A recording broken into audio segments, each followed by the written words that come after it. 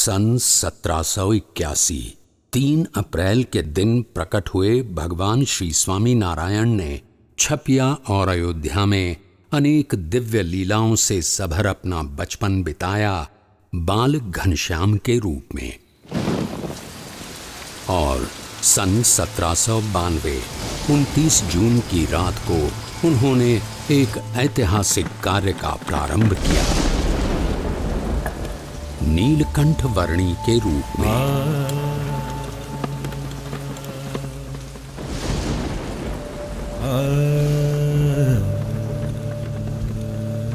इस संसार के सारे बंधनों को त्याग कर अनंत जीवों के कल्याण के द्वार खोलने के लिए नीलकंठ वर्णी चल पड़े एक अद्वितीय कल्याण यात्रा पर।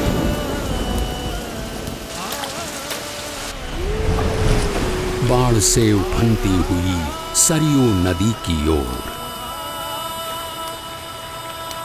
नीलकंठ वर्णी की इस असाधारण यात्रा का प्रारंभ साधारण कैसे हो सकता था।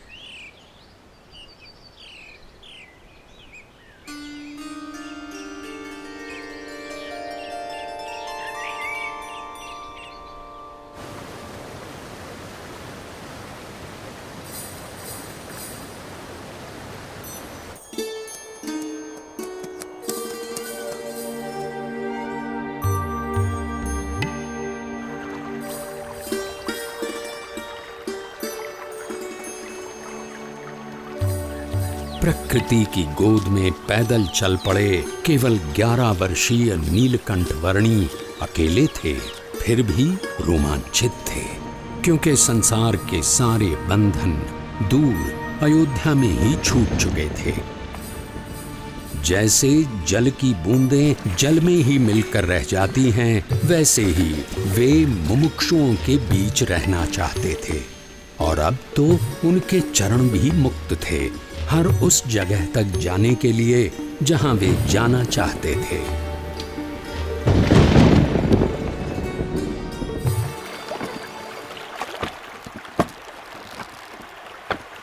अमरपुर गांव की धरती पर सूर्योदय तो हर रोज की तरह हुआ था, पर आज वहां के लोगों को कुछ अधिक प्रकाश मिला। एक बाल योगी की कांति का प्रकाश।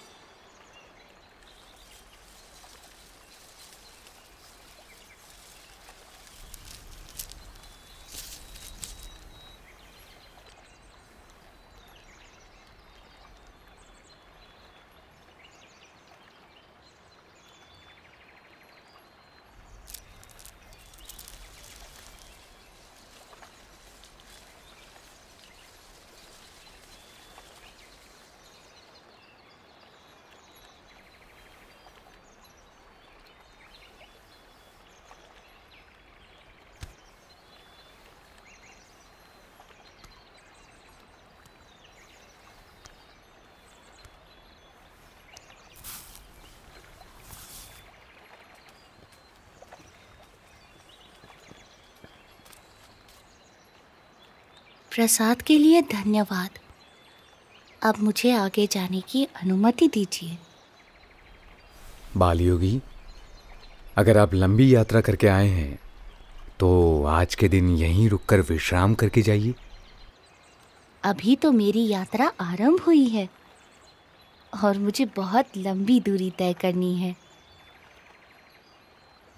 जैसा आप उचित समझे।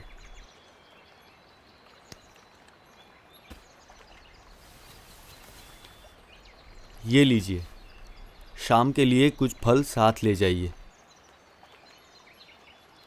सुबह शाम की चिंता करनी होती तो संसार का त्याग ही क्यों करता। जो जीवन के अगले पल देंगे वे ही पल पल के लिए सब कुछ देंगे।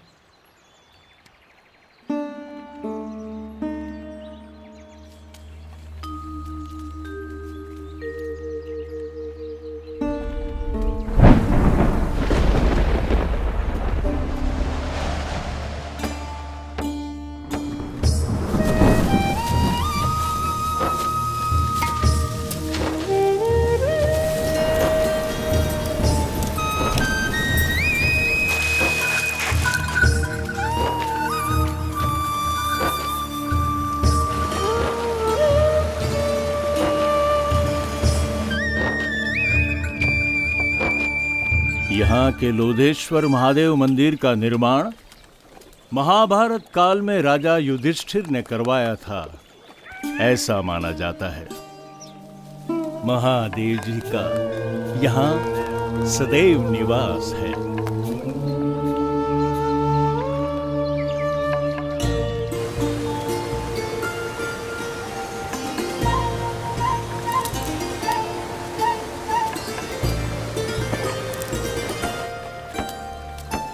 निडर, निशंक और निश्चल गति से अविरत यात्रा कर रहे नीलकंठ वर्णी की जीवन शैली एक योगी की परिभाषा को जैसे उन्नत कर रही थी।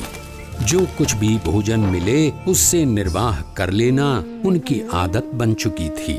एक ब्रह्मचारी की तरह आसन मुद्रा में ही निद्राधीन होना उनका नियम बन चुका था और मुमुक्षुओं की खोज में चलते रहना उनका नित्य क्रम।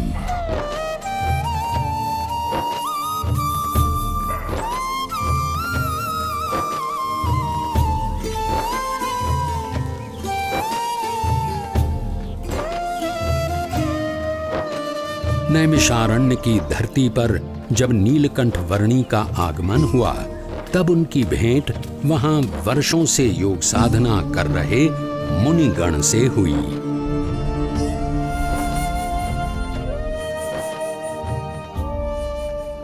आपकी उपस्थिति से ही प्रतीत हो गया कि हमारी वर्षों की योग साधना सार्थक हो गई, अर्थपूर्ण हो गई। योग साधना की अर्थपूर्णता तब होती है जब योगी ब्राह्मी स्थिति को प्राप्त कर प्रत्यक्ष परब्रह्म में जुड़ जाए, ऐसा भगवद गीता में कहा गया है। ऐसी ब्राह्मी स्थिति के लिए कठिन से कठिन योग साधना करने के लिए हम तैयार हैं। उसके लिए सर्वप्रथम अपनी आत्मा, ब्रह्म और परब्रह्म के स्वरूपों की भिन्नता को यथार्थ रूप में समझना आवश्यक है। हमने इतनी साधना की किंतु आज तक ऐसा कुछ तो सुना ही नहीं।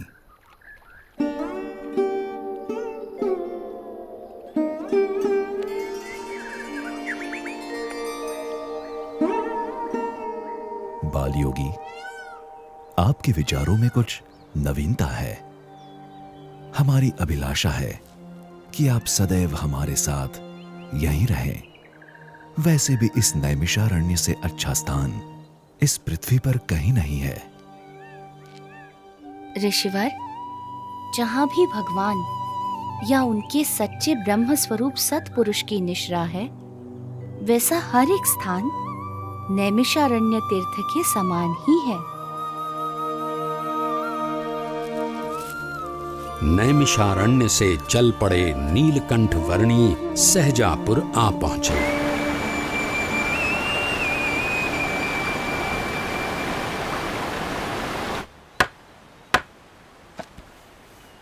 अरे देखो वो कौन कूद रहा है।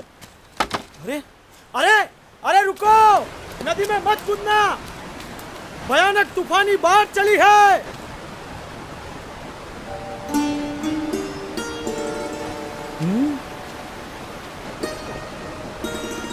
अरे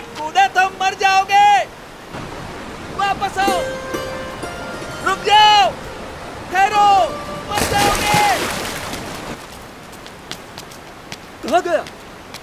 लगता है पानी के भंवरों ने उसे खींच लिया, डुबो दिया। इतनी भयानक बाढ़, उसका जीवित रहना असंभव। मर गया बेचारा। कहाँ गया वो बच्चा? कहीं नजर नहीं आ रहा। राम राम। मर गया बेचारा।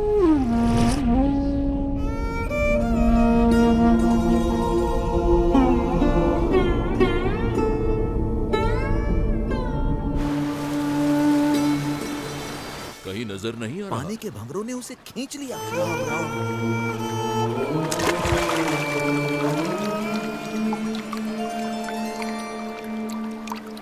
इतनी भयानक बाढ़ में उसका जीवित रहना असंभव है। बेचारा। अरे ये नहीं कौन होगा ये कैसे बच गया?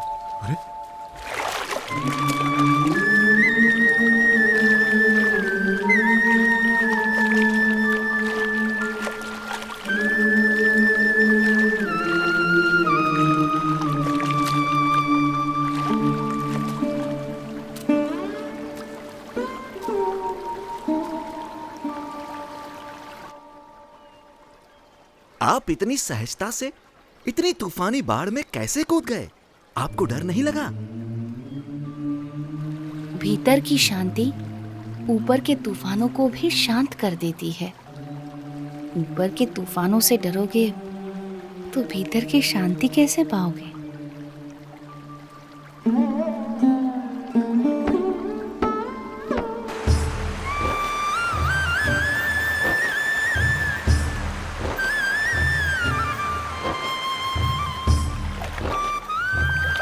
नीलकंठ वर्णी के निरंतर अथक रूप से चलते चरण उन्हें जहां भी ले जाते थे, वहां कोई न कोई किसी न किसी रूप में उनसे जुड़ जाता था।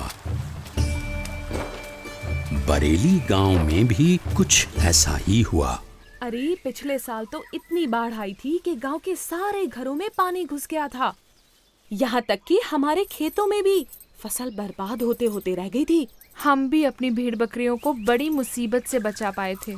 वैसे भी कुदरत के सामने हम क्या कर सकते हैं? जो भगवान चाहेंगे वही होगा। सब उसके हाथ में है। हाँ, सो तो है। हरि करे सो होय, जगत में हरि करे सो होय। चाहे करे नर कोटि उपाय, करता दूजो कोय जगत में हरि। अरे रुक क्यों गई? गाना। हाँ? कितना प्यारा बच्चा है। केवल बच्चा है या कुछ इतना छोटा बालक और योगी?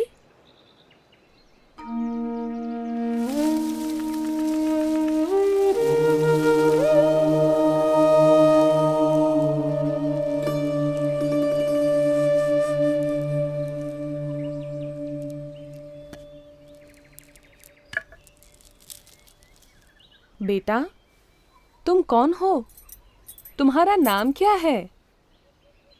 यूं तो सारे नाम मेरे ही हैं, पर आप चाहें तो मुझे नीलकंठ बुला सकते हैं।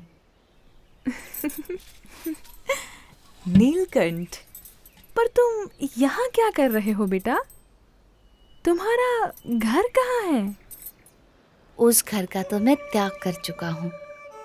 फिर भी मैं जहाँ भी हूँ घर में ही हूँ, क्योंकि मेरा घर तो सारा विश्व है।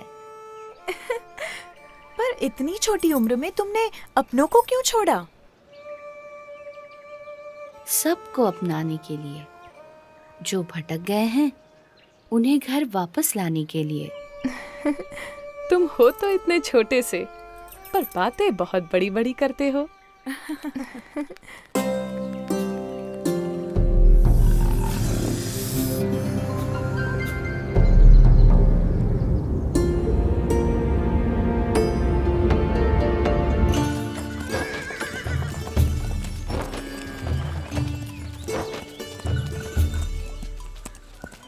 भैया, यहाँ आसपास में कोई जगह है जहाँ नारद जी ने तपश्चर्या की थी? हाँ, उस जगह का नाम ही नारद वन है। यहीं से उस तरफ का रास्ता पड़ता है। अरे वो बच्चा अकेला जा रहा है। किंतु तुम्हारा अकेले वहां जाना ठीक नहीं होगा, बड़ी भयानक जगह है। नीलकंठ वर्णी ऐसे भयानक वनों में भी सहज रूप से चले जाते थे जहां दिन में भी सूरज की किरणें प्रवेश नहीं कर सकती थीं।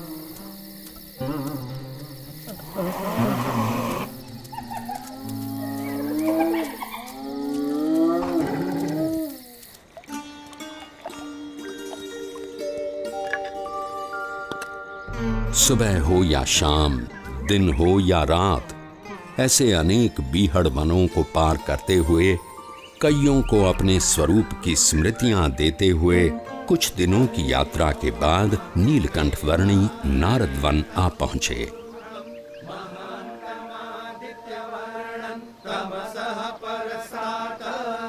तमेव विदित्वाति मृत्युमेति नान्यः पन्था विद्यते पुरुष एवेदगुं।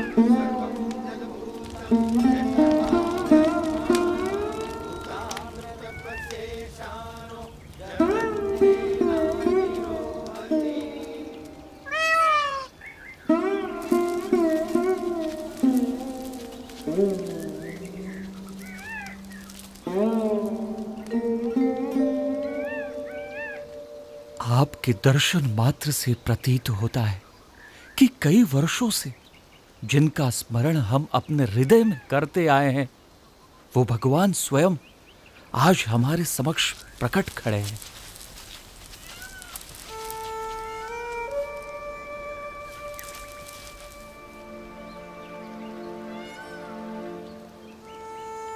आप सबने परमात्मा की प्राप्ति का जो मार्ग चुना है, उसी में मनुष्य जीवन की सार्थकता है।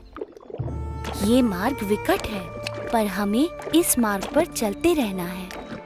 चाहे कितनी भी समस्याएं आए, कितनी भी बाधाएं आए और मृत्यु भी क्यों न आ जाए,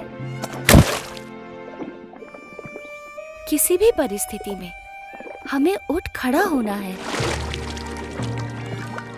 सच्चे भाव से, सच्ची लगन से परमात्मा प्राप्ति के मार्ग पर चलते रहना है, तो परमात्मा कृपा करके हर अंधेरे को दूर कर हमारे जीवन में उनकी प्राप्ति की सुबह लाएंगे। नीलकंठ वर्णी की कल्याण यात्रा में कई ऐसे लोग थे जिन्होंने उनकी सेवा का अवसर जाने न दिया। ये भी ग्रहण कीजिए। चाहे वो कोई सामान्य भाविक जन हो या फिर स्वयं गंगा जी भी क्यों न हो।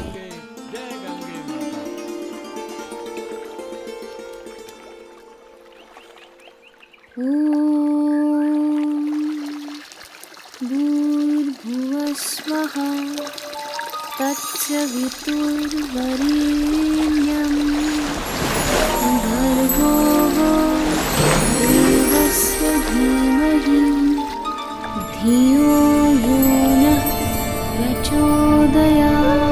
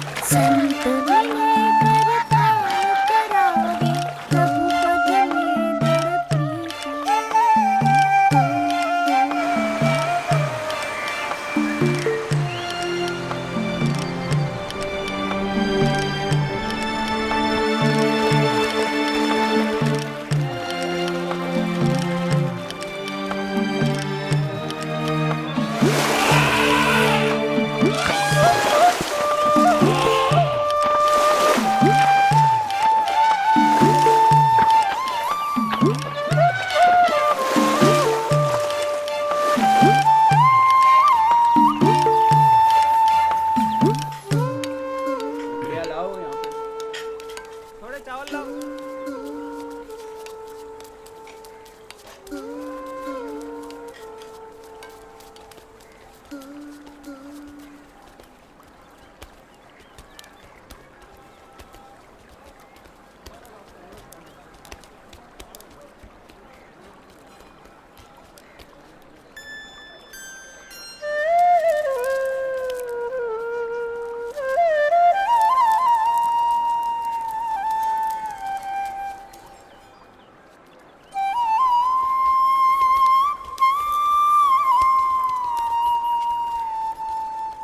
हरिद्वार में यहां आपको कोई शांत जगह नहीं मिलेगी। मेरे साथ आइए, मैं आपको ऐसी जगह ले चलता हूं जहां शांति हो, एकांत हो।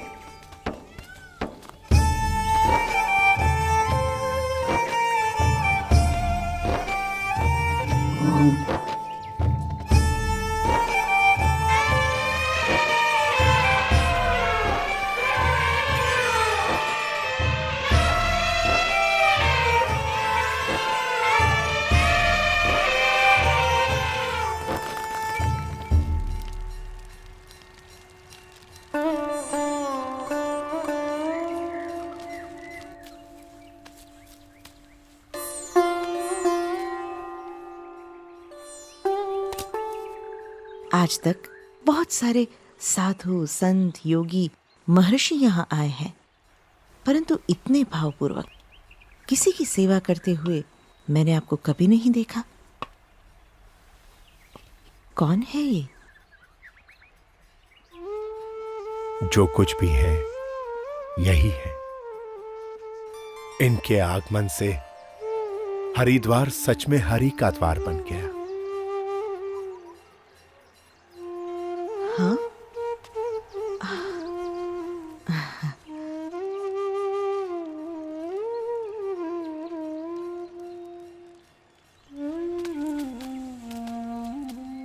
आपकी बड़ी कृपा कि आपने हमें दर्शन दिए।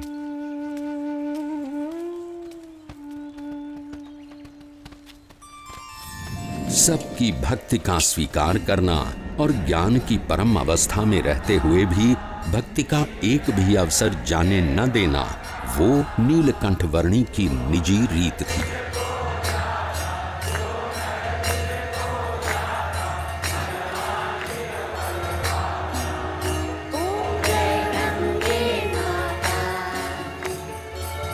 मानव तन पायो अमूलक भजन भक्ति कर मनवा। जन्माष्टमी के दिनों में नीलकंठ वर्णी तपोवन आ पहुंचे।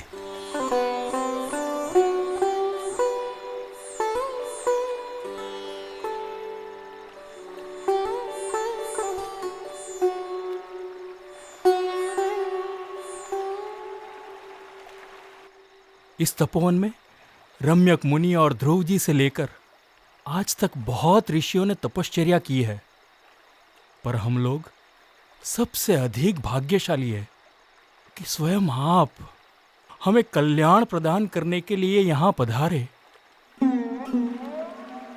मैं मुमुक्षु से मिलने के लिए सदैव उत्सुक रहता हूँ। धन्यवाद प्रभु। यहाँ ऋषिकेश में भगवान श्री राम के भाई लक्ष्मण जी ने तपश्चर्या की थी, इसलिए यह मंदिर लक्ष्मण मंदिर के नाम से प्रचलित है। यहाँ उपवित परिवर्तन करने की विशेष महिमा है। मनुष्यों और परमात्मा के बीच का एक मार्ग प्रस्थापित करने के लिए कटिबद्ध और भवसागर में डूब रहे जीवों को उबारने के लिए संकल्पबद्ध नीलकंठ वर्णी ने गढ़वाल प्रदेश में अपनी कल्याण यात्रा को आगे बढ़ाया।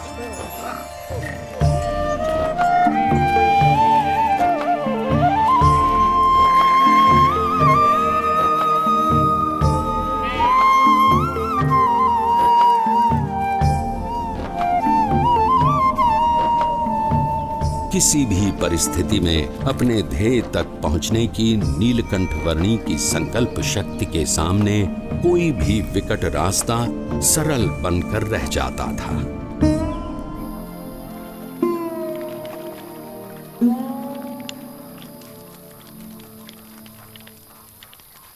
अरे उस बच्चे को देखो, इतनी ठंड में इतने कम कपड़े, ये जिंदा कैसे रहता होगा? प्रकृति की हर कठिनाई को हंसते मुंह सहकर भी प्रकृति के तत्वों का आनंद लेते रहना नीलकंठ वर्णी के लिए सहज था। उनकी ये विलक्षणता कभी-कभी प्रकृति के तत्वों में भी ऊर्जा का संचार कर देती थी।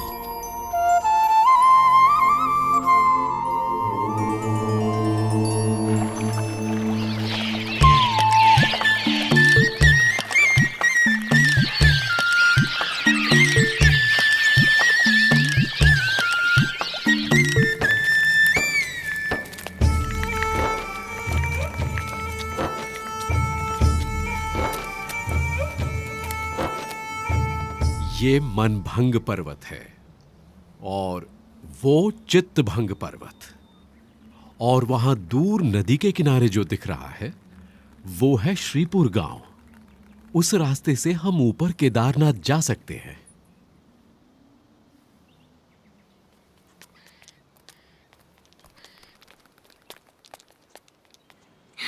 ये क्या बना रहे हो? ये जीव है और ये ईश्वर है, और ये उनके ऊपर माया का घोर अंधकार। ये क्या? और माया से भी पर ये है ब्रह्म, और सबसे पर परब्रह्म। ये क्या देख रहा है? बेटा, तुमने सन्यास ले लिया है। अच्छा किया है, पर इतनी छोटी उम्र में तुम्हें क्या पता कि कितना संघर्ष, कितनी विकटताएं होती हैं एक सच्चे सन्यासी के जीवन में। यदि पुरुष प्रयत्न में कोई कमी न रहे तो परमात्मा कृपा करके सारी विकटताओं को पार करवा देता है। अगर मन के पक्के हो तो शायद तुम निर्भयता से घने वनों को पार कर लोगे, भयानक जानवरों का भी सामना कर लोगे, और ऐसी कई विकटताओं को पार कर लोगे जो सामान्य मानव नहीं कर पाता। पर सन्यासी का जीवन अपने आप में एक संघर्ष है। साधु का जीवन कोई गुलाब के फूलों की सेज नहीं कि जिस पर आराम से सो जाओ, पर वो दो धार वाली तलवार है जिस पर मृत्यु पर्यंत चलना है। जहां ध्येय शुद्ध हो वहां उसे पूर्ण करने के सारे मार्ग परमात्मा तय कर देते हैं।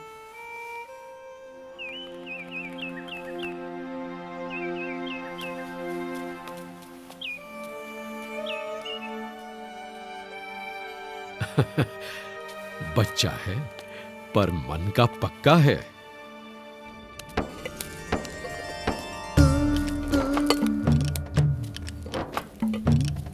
दुर्गम पहाड़ियों के बीच से भी रास्ता निकाल लेना, भयानक परिस्थितियों से भी बड़ी सहजता से निकल जाना, और भोजन के लिए जो कुछ भी मिले उससे अपने शरीर को अनुकूल कर लेना नीलकंठ वर्णी भली भांति जानते थे।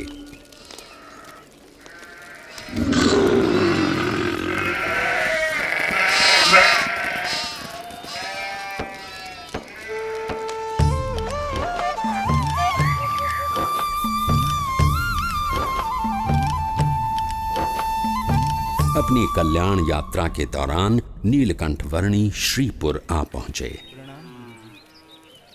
प्रणाम महंत जी। आशीर्वाद। स्वस्थ तो हो ना? हाँ, प्रणाम। शुभम भवतु। कल्याण। ईश्वर मंगल करे। बाल योगी है, सुबह से यहीं ठहरे हैं।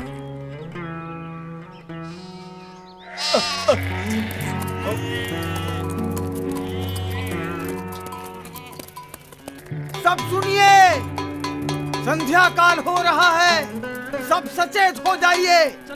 अपने मवेशियों को घर के अंदर ले लीजिए, बच्चों को भी ले लीजिए। सचेत रहिए। खेलना बंद करो, पता है ना बाहर कितना खतरा है। घर का ताला अंदर से बंद कर लेना, कोई बाहर ना निकले, ध्यान रखना। चलो चलो जल्दी करो। चलो जल्दी जल्दी सब कुछ अंदर रख दो। चलो चलो जल्दी करो। मैंने इस तरफ के दरवाजे बंद कर दिए हैं। भी सब बंद कर दिया है। चलो जरा जल्दी करो। चलो चलो जल्दी करो। पीछे के सारे दरवाजे भी बंद कर दो। भैया। अरे कोई खिड़कियां भी खुली मत छोड़ना। अरे सामान आने के बाद अपने सभी लोगों को अंदर बुला लो, कोई बाहर ना रह जाए। बेटे, मैं इस कमलेश्वर मठ का महंत हूं। अंधेरा हो रहा है और रात बहुत डरावनी होगी। मठ के अंदर आकर रहो। अंतर का उजास बाहर के अंधेरे से डरने ही नहीं देता। अच्छा, अगर मठ में रहना नहीं चाहते हो तो फिर श्रीपुर गांव में कोई और ठिकाना ढूंढ लो, लेकिन यहां मत रुको। मैं बस्ती से दूर एकांत में रहना अधिक पसंद करता हूं। लेकिन यहां रुकने में खतरा है। यहां रात में खूंखार जानवर आते रहते हैं। इंसान हो या मवेशी, किसी का भी शिकार कर लेते हैं। यहां रात की हवा में मृत्यु मंडराती रहती है। तो आपका कहना है कि मृत्यु आपके मठ में प्रवेश नहीं कर सकती? क्या आपके किवाड़ या दीवार मृत्यु को रोक सकते हैं? मृत्यु को तो कोई नहीं रोक सकता मेरे बच्चे, लेकिन सामने से मृत्यु को गले लगाना भी तो उचित नहीं। यदि मृत्यु को कोई रोक ही नहीं सकता तो उससे डरना भी क्यों? जीवन से मोह ही भय का कारण है। जहां मोह नहीं वहां भय नहीं। तुम बालक भी हो और योगी भी। अब बाल हठ और योगी हठ दोनों को तो मैं नहीं छुड़वा सकता। वैसे मठ में सदैव तुम्हारा स्वागत है। मन करे तो चले आना।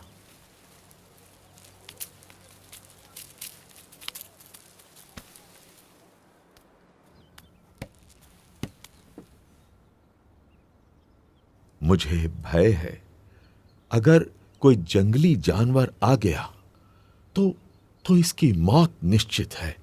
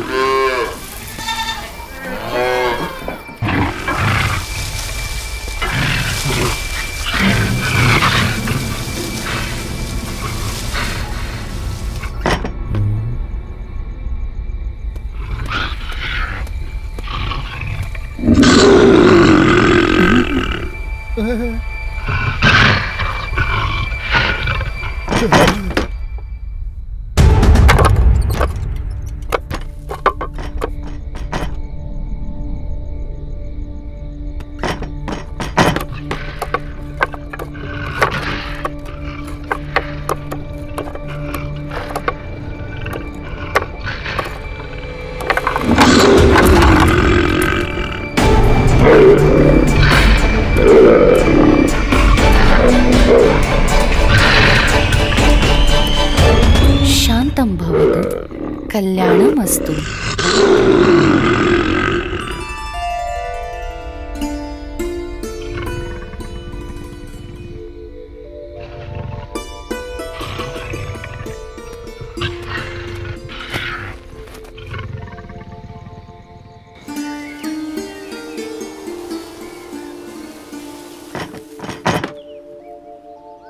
ये क्या, मैं ये क्या देख रहा हूं? अकल्पनीय। जहां दिव्य प्रेम हो वहां भय नहीं हो सकता।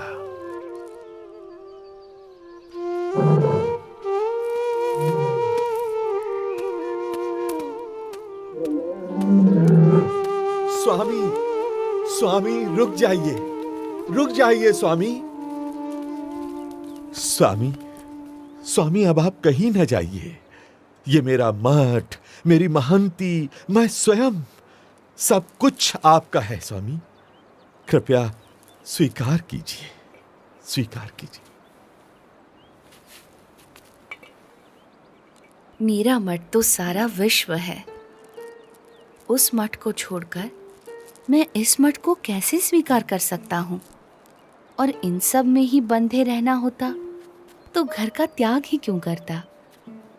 प्रभु, हमारा प्रेम स्वीकार कर यहीं रुक जाइए और हमें आपकी सेवा का मौका दीजिए। जब तुम दूसरों की सेवा करते हो तो मेरी ही सेवा करते हो। जब तुम दूसरों को प्रेम करते हो तो मुझे ही प्रेम करते हो। हरेक जीव में बसे परमात्मा के स्वरूप का आदर करना और उस आदर से हरेक को समान भाव से अपनाकर कल्याण के मार्ग पर प्रेरित करना, वो नीलकंठ वर्णी की अनूठी शैली थी। नीलकंठ वर्णी किसी भी प्रकार के भय से मुक्त थे और दिव्य प्रेम से युक्त थे, और इसीलिए कोई भी मुमुक्षु जीव बड़ी सहजता से नीलकंठ वर्णी से जुड़ जाता था।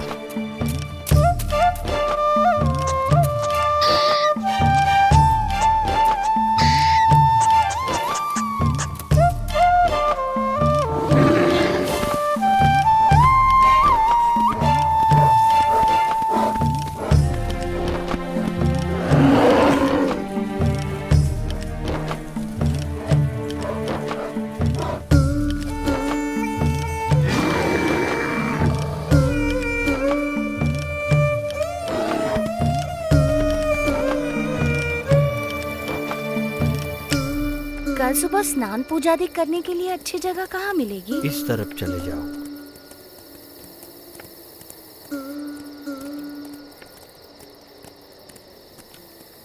गंगे च यमुने चैव गोदावरी सरस्वती स्नानं करोमि ते जलैः।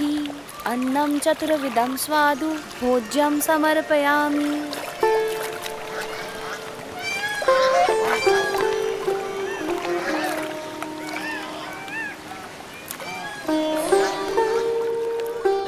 हमें जो मनुष्य जन्म मिला है वो बहुत दुर्लभ है और इसीलिए उसका उपयोग भी कल्याण के लिए होना चाहिए।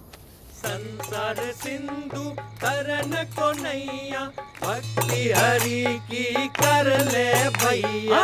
संसार सिंधु तरन को नैया, भक्ति हरि की कर ले भैया। अंत समय हरि मुक्ति दिलावै, बिनु हरि के कछु काम न आवै। अंत समय हरि मुक्ति दिलावै, बिनु हरि के कछु काम न आवै। अंत समय हरि मुक्ति दिलावै, बिनु हरि के कछु काम।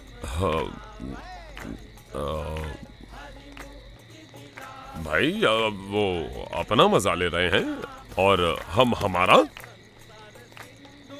उस नशे के सामने ये नशा तो कुछ भी नहीं है। पर इसमें बुरा भी क्या है, मजा आता है। इस व्यसन से अधोगति है और उस व्यसन से उन्नति। पसंद भी आपकी है और निर्णय भी।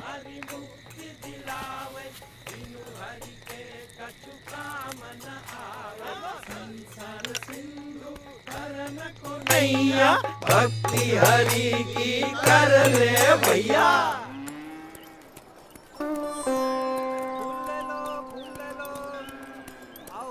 भगवान को चढ़ाने फूल ले लो। आप यहाँ पहली बार आए हैं? हाँ। तो मेरे साथ चलिए, मैं आपको गुप्त काशी के मंदिरों के दर्शन करवाता हूँ। चलो। ये गुप्त काशी का मणिकर्णिक कुंड है। यहाँ एक गौमुख से गंगा जी का पानी आता है और दूसरे गौमुख से यमुना जी का। अच्छा, गंगा यमुना का संगम है यहाँ।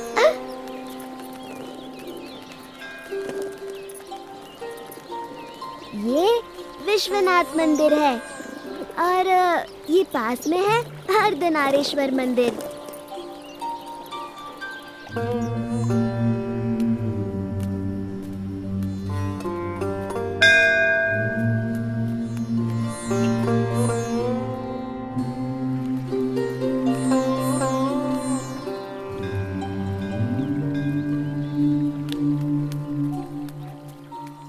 अब आप कहाँ जाओगे? गुप्त प्रयाग और त्रियुगी नारायण से होते हुए गौरी कुंड और वहां से केदारनाथ। इतना दूर?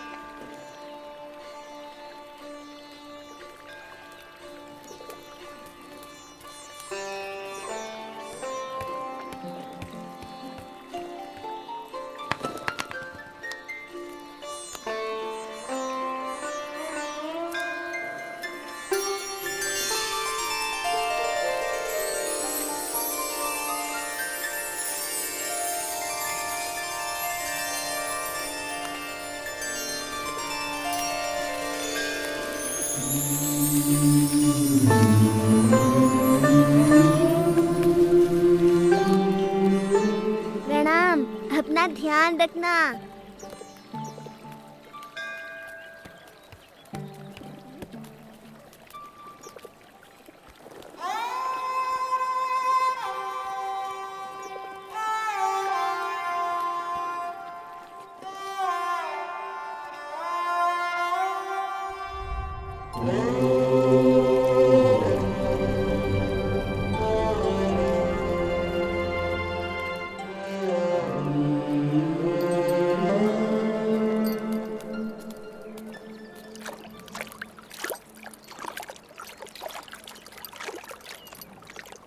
आहा, ये गौरी कुंड भी ऊपर वाले का चमत्कार है। चारों तरफ केदारनाथ की ठंड और उसके बीच में इस गौरी कुंड का गरम गर्मीला पानी। आहा, बस जी भर के नहाओ, ठंड की कोई फिक्र नहीं। सही कहते हो तुम।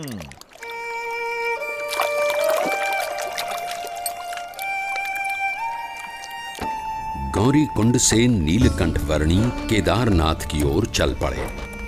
कोई भी ऐसा संजोग नहीं था जो इस 11 वर्षीय बालक की कल्याण यात्रा में बाधा डाल सके, चाहे वो शरीर की थकान हो या विकट से विकट रास्ता।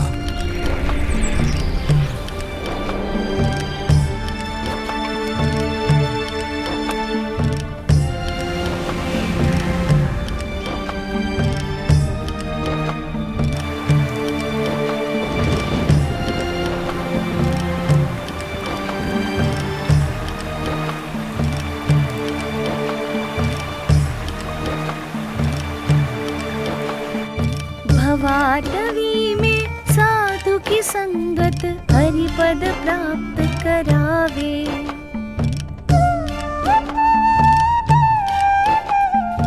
हो साक्षात केदारनाथ। जय केदार।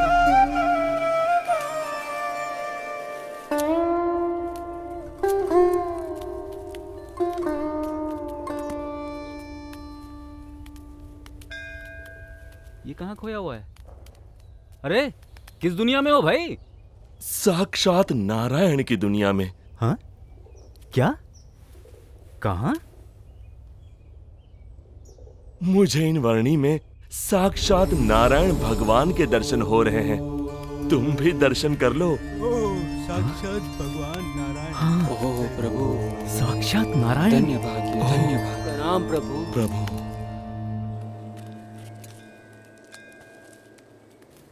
मान लो कि तुम यहाँ केदारनाथ में हूं। ये रहा केदारनाथ, और तुम्हें जाना है यहां बद्रीनाथ में। हाँ, ये रहा बद्रीनाथ। अब सवाल ये है कि भाई जाओगे कैसे?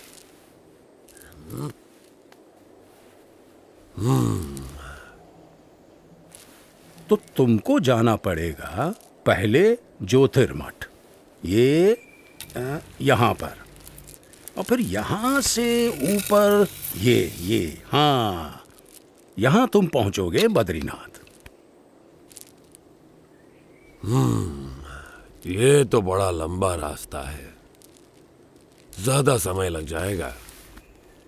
यही एक भला चंगा रास्ता है जो तुम्हें सही सलामत पहुंचा सके, और कहीं इधर उधर भटकने गए तो हमेशा के लिए भटक जाओगे। किसी जंगली जानवर का शिकार हो जाओगे, या भटकते भटकते ही मौत के मुंह में जा गिरोगे। हाँ, फिर तो हम इसी रास्ते से जाएंगे। हाँ भाई, क्या कहना है तुम्हारा? हाँ भाई, जान बचेगी तो ही तो बद्रीनाथ पहुंचेंगे। हाँ?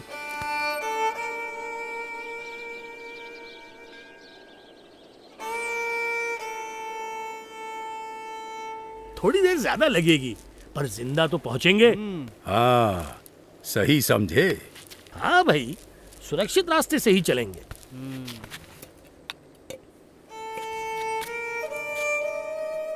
केदारनाथ से सीधे बद्रीनाथ जाना असंभव भी तो नहीं है।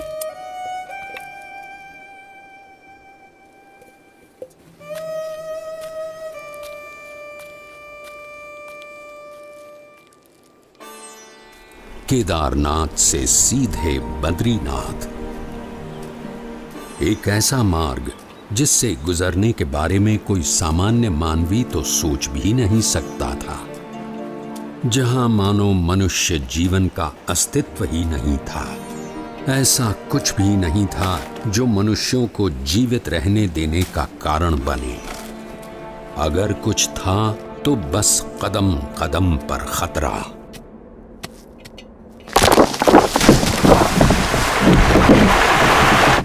शून्य के नीचे का तापमान जो पानी को पीने के लायक भी नहीं छोड़ता था।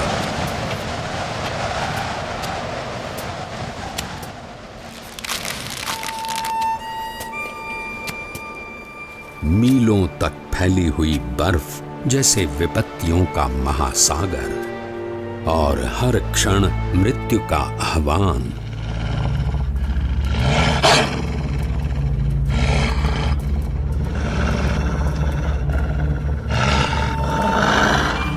पर केवल 11 वर्ष का एक बालक कृतनिश्चयी था अपने ध्येय तक पहुंचने के लिए।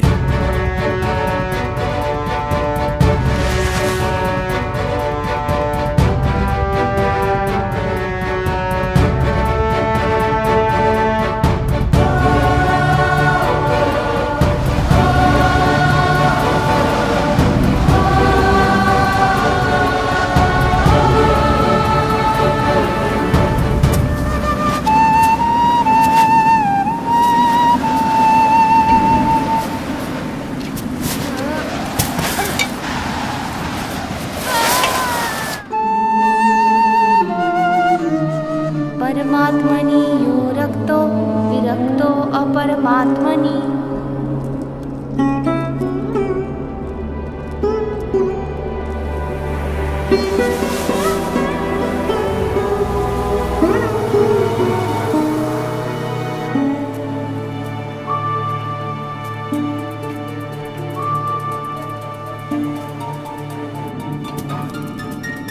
परमात्मनि यो रक्तो विरक्तो अपरमात्मनि।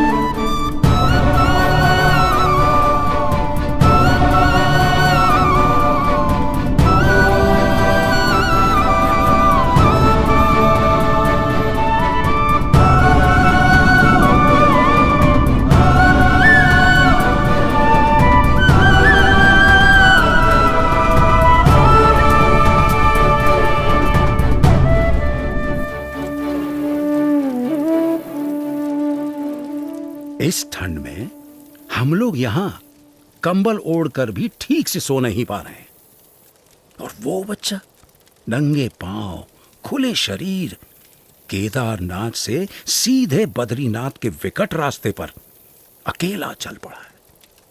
क्या हुआ होगा उसका?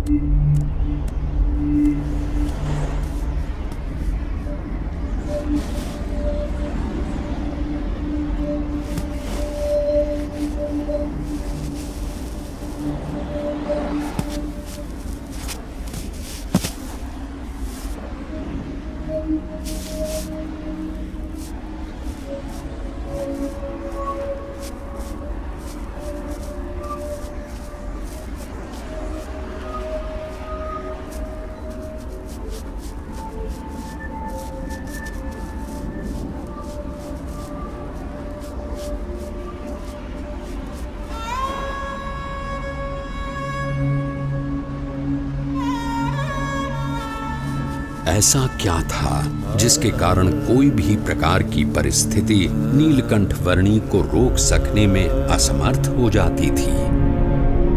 कभी हिम प्रपात तो कभी भयानक बारिश, अनजान और निर्जन रास्तों में जंगली जानवरों से आकस्मिक भेंट, अनजान रास्तों को समझकर पहाड़ियों और खाइयों के बीच में से भी रास्ता कर लेने की चुनौती, और आराम करने के लिए धरती का बिछाना और आकाश की चद्दर।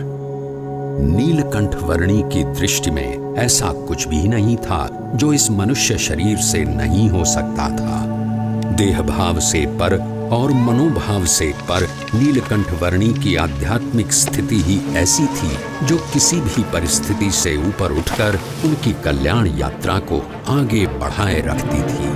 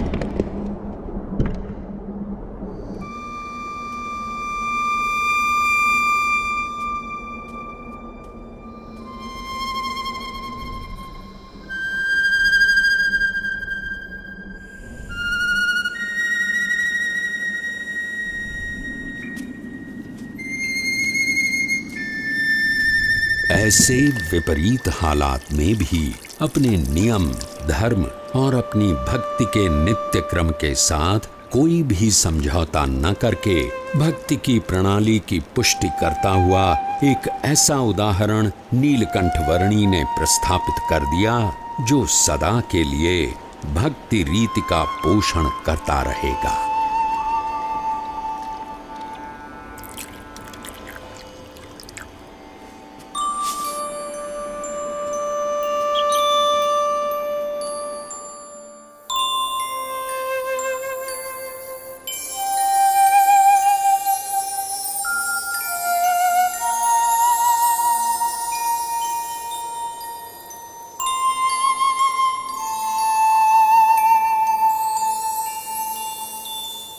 आज के समय में भी कई लोग साथ मिलकर बहुत सारी सुविधाओं के साथ जिसे पार करने के लिए हिचकिचाते हैं, वैसा केदारनाथ से सीधे बद्रीनाथ जाने का लगभग 75 किलोमीटर का मार्ग नीलकंठ वर्णी ने नंगे पांव, खुले शरीर, अकेले केवल 9 दिनों में पार कर लिया।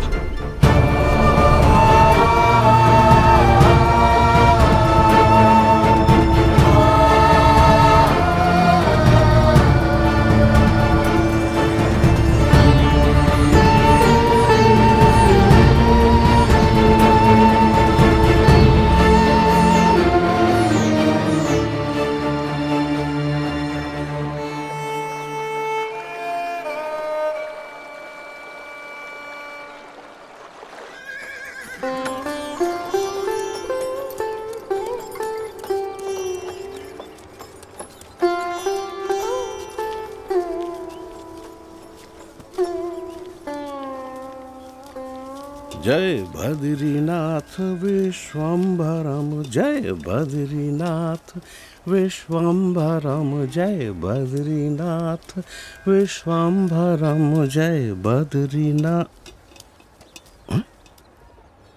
अरे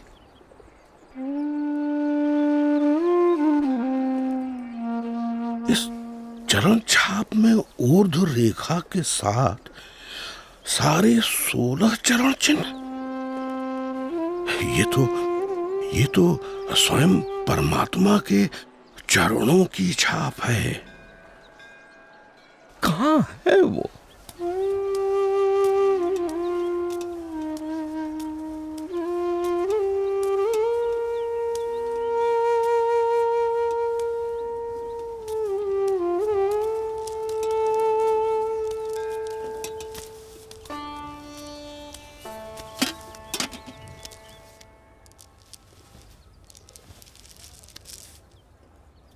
प्रणाम।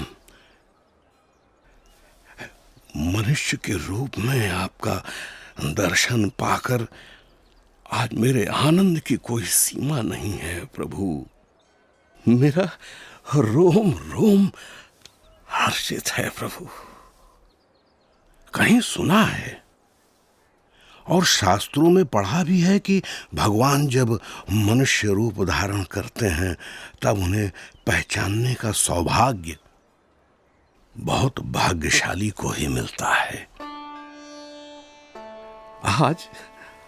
आज मेरे जन्मों जन्म के भाग्य खुल गए कि आपके प्रत्यक्ष दर्शन हो गए। आपने क्या नाम ग्रहण किया है प्रभु? मेरा नाम है नीलकंठ। नीलकंठ। आप कहां से आए हैं प्रभु? अनेर देश से। ऐसी तो कोई जगह का नाम मुझे याद नहीं प्रभु। मेरी समझ में आए उस तरह से बताइए।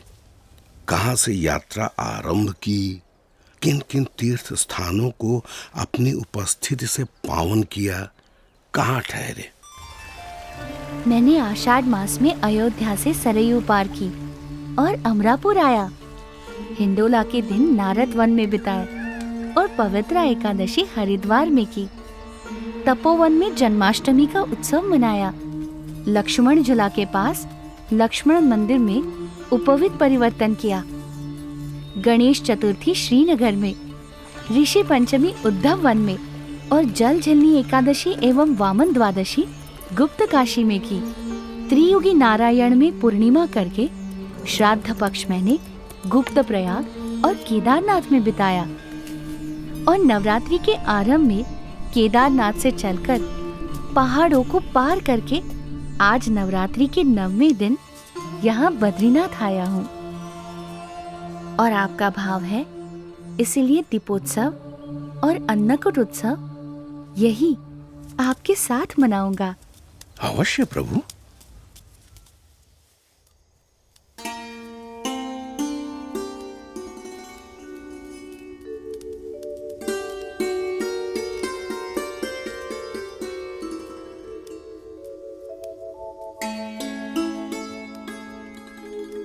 पवन मंद सुगंध शीतल हेम मंदिर शोभितम निकट गंगा बहती निर्मल। बोलो बद्री विशाल की जय। शीत ऋतु में ठंड से बचकर रहने के लिए बद्रीनाथ के लोग भगवान की मूर्ति समेत ज्योतिर्मठ आकर बसते थे।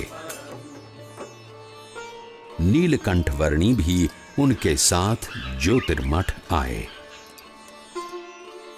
अहम ब्रह्मास्मि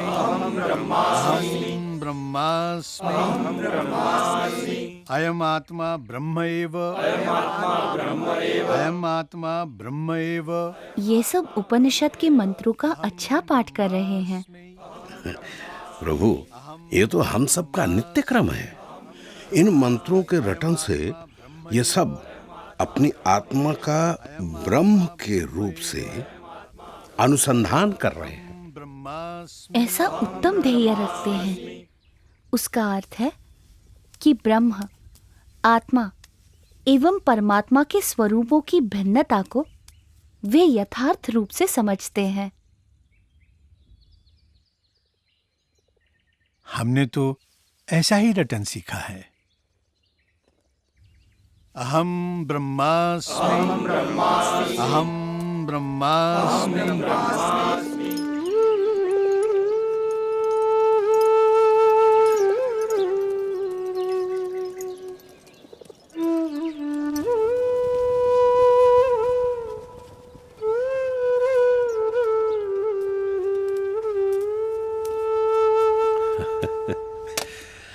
क्या देख रहे हो बालयोगी? मुझे मानसरोवर जाना है। क्या आप रास्ता दिखा सकते हैं? अभी से रास्ता पूछ के आप क्या करोगे?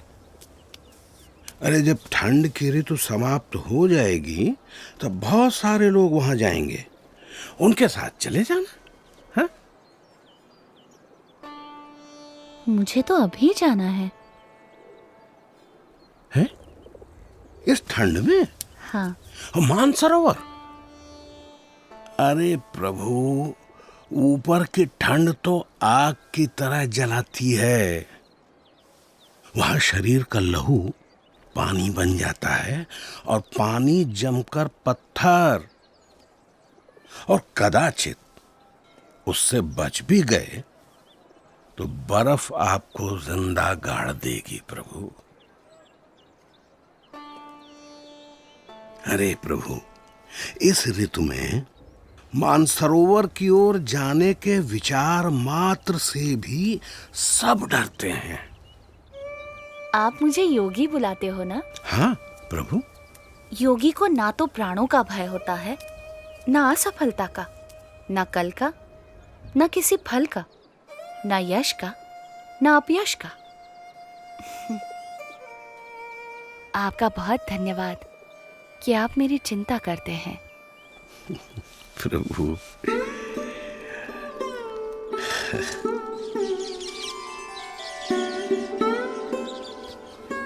ऊपर की ठंड से बचने के लिए कंबल पर्याप्त तो नहीं है, फिर भी स्वीकार कीजिए।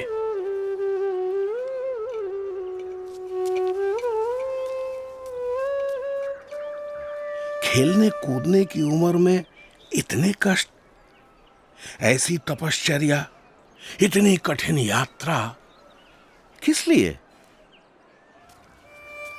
मेरी यात्रा कल्याण के लिए है। मैं आपसे फिर मिलूंगा।